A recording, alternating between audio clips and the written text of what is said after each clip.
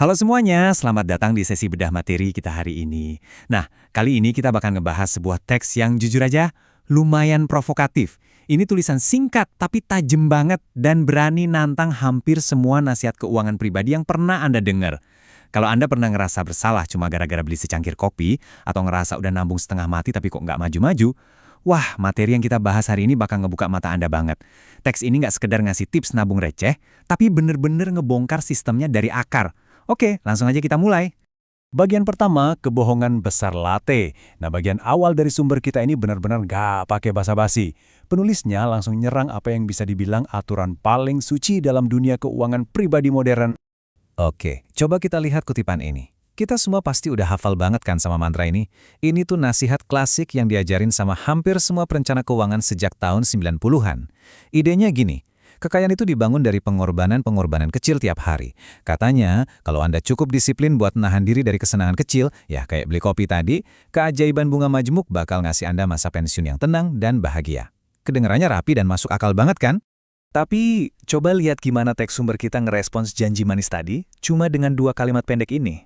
Cerita yang manis, penipuan total. Wow. Penulisnya benar-benar belak-belakan nyebut nasihat itu sebagai penipuan. Nah, yang perlu dicatat di sini, penulisnya bukan berarti anti sama yang namanya menabung ya. Yang dikritik habis-habisan itu narasinya. Mereka berargumen kalau sekeras apapun Anda motong anggaran pengeluaran, strategi ini pada akhirnya bakal gagal nyelamatin Anda. Kenapa? Karena menurut sumber ini, Anda lagi mainin sebuah permainan yang aturannya udah dimanipulasi dari awal. Lanjut ke bagian 2, sistem uang yang rusak. Di sini, fokus argumennya mulai bergeser nih, dari sekedar kebiasaan belanja individu ke realitas ekonomi makro yang jauh lebih masif. Dan perhatikan visual ini. Ini benar-benar ngerangkum tesis utama penulisnya dengan brilian. Di satu sisi, ada Anda nahan-nahan keinginan nguras energi mental sehari-hari cuma buat nyimpen beberapa sen. Tapi di sisi lain, sistem di atas sana justru lagi nyetak uang dalam skala triliunan. Teks ini nekenin kalau secara matematis, mustahil banget penghematan tingkat mikro yang kita lakuin bisa ngimbangin penciptaan uang tingkat makro yang terjadi di belakang layar. Usaha keras Anda buat ngirit langsung lenyap gitu aja dilibas sama skala sistemik ini. Gara-gara ketimpangan yang luar biasa ini, sumber teks kita ngasih pandangan yang agak suram tentang jaring pengaman finansial kita. Dikatakan kalau tabungan Anda tuh nggak tumbuh seperti yang dijanjikan. Alih-alih berbunga, nilainya malah terus menyusut atau istilahnya membusuk seiring berjalannya waktu. Terus, gimana dengan akun pensiun? Teks ini nyebutnya kayak treadmill. Anda lari ngos-ngosan, ngorbanin masa muda Anda, tapi nyatanya Anda cuma jalan di tempat. Berusaha mati-matian buat ngimbangin sistem yang terus aja lari ninggalin Anda. Jadi, muncul pertanyaan sederhana. Kenapa? Kenapa hal ini bisa terjadi? Kenapa kita terus-terusan dicekokin narasi kalau secangkir kopi itu adalah hambatan terbesar kita buat meraih kebebasan finansial? Padahal realitasnya nggak gitu. Masuk ke bagian 3. Pengalihan melalui rasa bersalah. Nah, di sini teks sumber kita mulai ngebahas sisi psikologisnya, ngejelasin kenapa narasi ngirit-ngirit ini bisa nempel dan awet banget di masyarakat kita. Sekarang, apa yang benar-benar narik dari argumen ini adalah pas sumbernya nyinggung soal niat dari sistem itu sendiri. Teks ini ngajuin teori kalau fokus kita yang terus-terusan disuruh motong pengeluaran tuh bukan sekedar nasihat biasa, melainkan sebuah pengalihan perhatian yang disengaja. Penulis secara netral tapi tegas ngelaporin ide bahwa para arsitek sistem keuangan ini benar-benar diuntungkan kalau Anda terus-terusan ngelihat ke bawah, sibuk ngezoom in pengeluaran pribadi Anda pakai mikroskop. Mekanisme psikologisnya dijelasin dengan sangat gamblang di sini. Selama Anda menyalahkan diri sendiri karena ngerasa nggak cukup disiplin, Anda nggak akan pernah melihat ke atas. Rasa bersalah yang ditanamkan ke kepala kita, pikiran bahwa kalau kita nggak kaya, berarti karena kita kurang disiplin, itu justru bertindak sebagai perisai buat sistemnya. Sumber ini ngelihat sikap nyalahin diri sendiri sebagai alat kendali. Pokoknya, selama Anda ngerasa perjuangan finansial Anda murni karena Anda gagal ngatur anggaran, Anda nggak bakal pernah mempertanyakan struktur ekonomi raksasa yang beroperasi tepat di atas Anda. Ini bawa kita ke bagian 4, pencuri sebenarnya, inflasi. Begitu kita mulai melihat ke atas, terbebas dari rasa bersalah pribadi tadi, apa sih yang sebenarnya kita lihat? Teks ini nunjukin siapa pelaku utama di balik hilangnya kekayaan kita.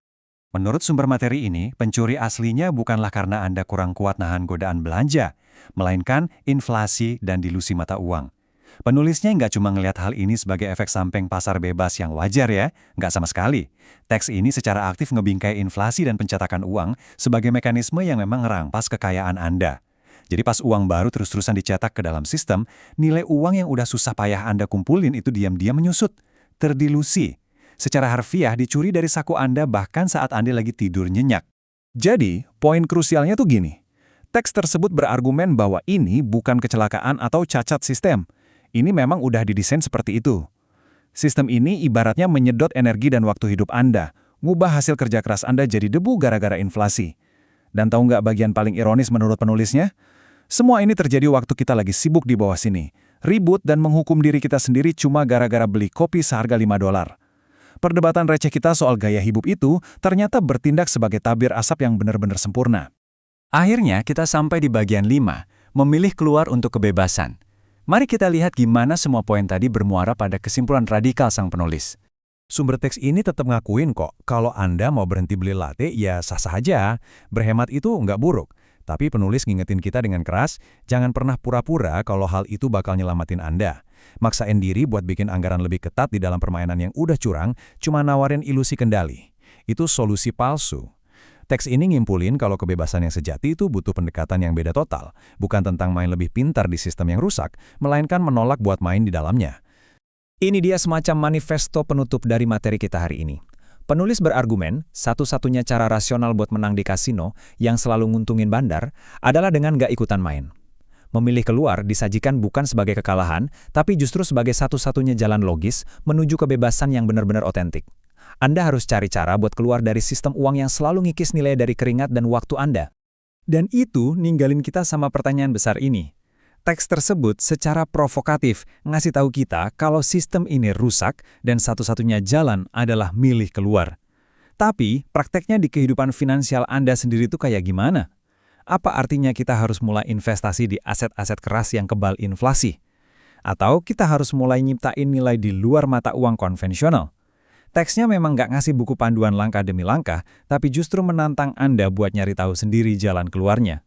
Saya harap bedah materi kita kali ini udah memicu rasa ingin tahu Anda dan ngasih perspektif yang benar-benar baru soal uang. Terima kasih banyak udah nyimak dan sampai jumpa.